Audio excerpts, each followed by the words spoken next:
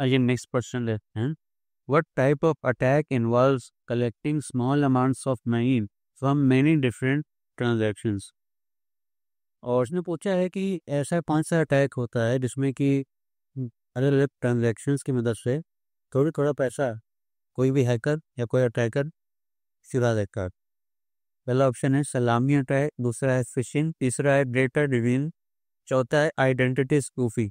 वह समझते हैं कि ये सब ऑप्शंस क्या हैं।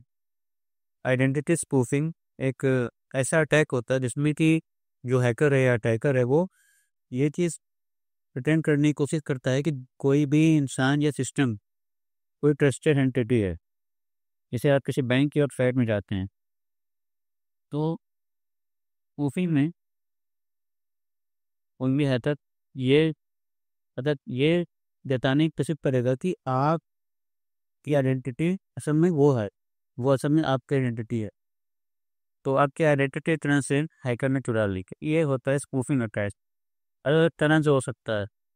आपको भी कोई वेबसाइट पे भेज सकता है जो आज को लगे कि हाँ ये असली वेबसाइट है, असल में वो हैकर वेबसाइट होती है।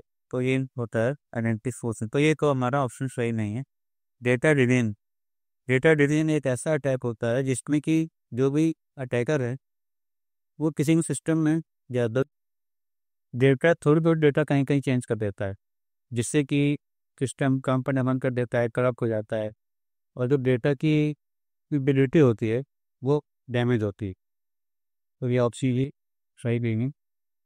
फिशिंग, फिशिंग एक नेशनल अटैक है यहाँ पे आपको कोई ईमेल आएगा या कोई मैसेज आपके पास आएगा जिसमें जनरली बैंक्स से रिलेटेड होता है, इसमें कि आपको किसी बैंक की वेबसाइट बताई जाएगी, जो बैंक आप यूज़ करते हैं उसकी वेबसाइट होगी।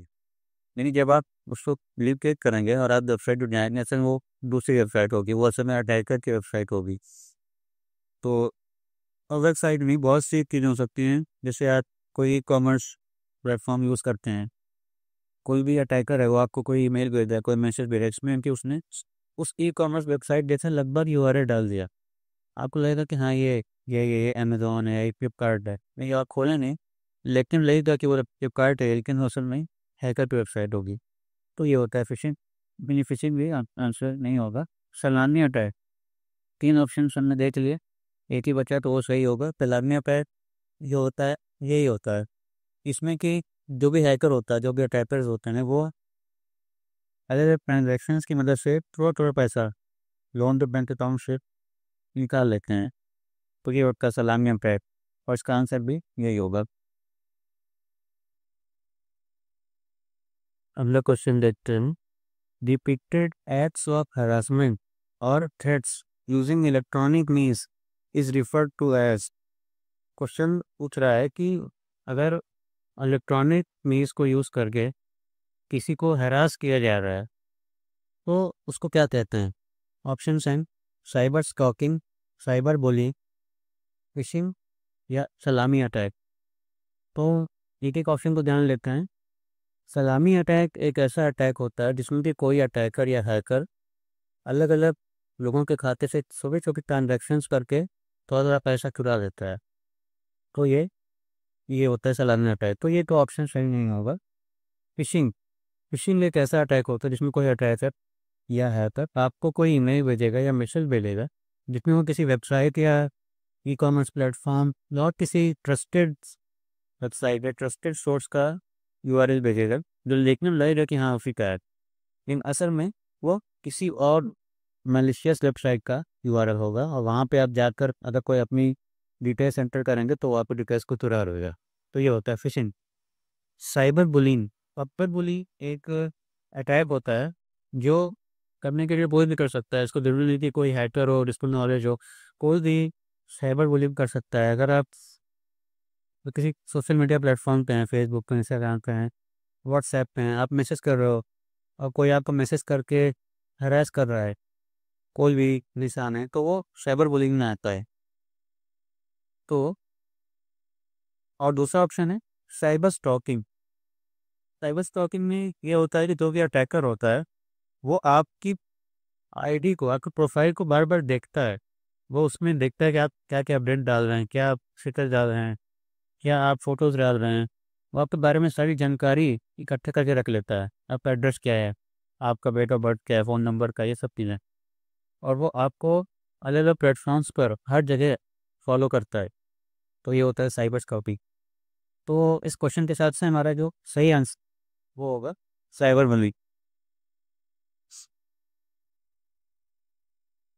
ये क्वेश्चन देखिए, what is the common feature of a ransomware attack. Question पूछ रहा है कि रैंसमवेयर अटैक जो होता है उसका कॉमन फीचर क्या होता है। पहला ऑप्शन है data loss due to accidental deletion. दूसरा encryption of files demanding payment. तीसरा है ease dropping on network traffic. और चौथा है अनऑथोराइज मॉडिफिकेशन ऑफ फाइल्स। तो किसी भी सिस्टम पे अगर रैंसमवेयर अटैक होता है तो वो अलग अलग तरीक़ों से हो सकता है। इस क्वेश्चन में पूछा जा रहा है कि अगर किसी अटैक को हम रैंसमवेयर अटैक कहेंगे तो उसमें क्या होना ज़रूरी है। तो पहला ऑप्शन कह रहा है data loss due to accidental deletion. Data accidentally delete हो गई किसी से, ये कोई अटैक नहीं है। तो ये हमारा ऑप्शन सही नहीं लग रहा है। Encryption of files demanding payment, ये ऑप्शन कह रहा है कि जो आपके सिस्टम में फाइल्स थी उनको किसी ने एन्क्रिप्ट कर दिया और अब आप उसको रीड नहीं कर कर आपका कंप्यूटर उन फाइल्स को रीड नहीं कर सकता। और उन फाइल्स को वापस से रीड करने के लायक बनाने के लिए जो भी अटैकर था वो आपसे पेमेंट मांग रहा। तो ये ऑप्शन हो सकता है। आइए अगले ऑप्शन देखते हैं, is dropping on network traffic. Network traffic के बीच में ट्रैफिक जो जा रही है, जो मैसेजेस पास हो रहे हैं उनको पढ़ना इलीगल रूप से, उसकी बात यहाँ पे हो रही है इस ऑप्शन में। क्या ये ऑप्शन सही हो सकता है? नहीं, क्योंकि रैंसमवेयर अटैक में एक्चुअली फाइल्स को एन्क्रिप्ट करके फाइल्स को वापस से डिक्रिप्ट करने के लिए आपसे एक रैंसम मांगी जाती है। ऑप्शन बी सही है। डी ऑप्शन भी देख लेते हैं, अनऑथोराइज मॉडिफिकेशन ऑफ फाइल्स। किसी ऐसे पर्सन ने फाइल्स को मॉडिफाई किया है जो कि ऑथोराइज नहीं था आपको मॉडिफाई करने के लिए। तो ये ऑप्शन भी सही नहीं है। सही ऑप्शन है B, encryption of files demanding payment. और जनरली रैंसमवेयर अटैक में क्या होता है कि वो सर्वर्स पे जो डेटाबेस होता है उनको एन्क्रिप्ट करते हैं, उन पर रैंसमवेयर अटैक कहलाता रहा। तो ये बात ही आप जान सकते हैं ज़रूरी कि जनरली वो डेटाबेस पर अटैक करता है, सर्वर्स पे। कभी कभी आपके अगर आपके पास कोई सेंसिटिव फाइल्स हैं और हैकर्स को पता है कि आपके कंप्यूटर में सेंसिटिव फाइल्स हैं तो आप कंप्यूटर को भी हैक कर सकता है, लेकिन जनरली ऐसा होता नहीं है। तो जब वो डेटाबेस बड़ी कंपनियों के डेटाबेस को हैक करते हैं तो वो बहुत बड़ी पेमेंट मांगते हैं। जनरली लोग देते नहीं हैं, लेकिन यही उनका तरीका है, जो फाइल्स को एन्क्रिप्ट करते हैं और उसके बाद उनसे जो भी के मालिक थे उनसे पेमेंट मांगती।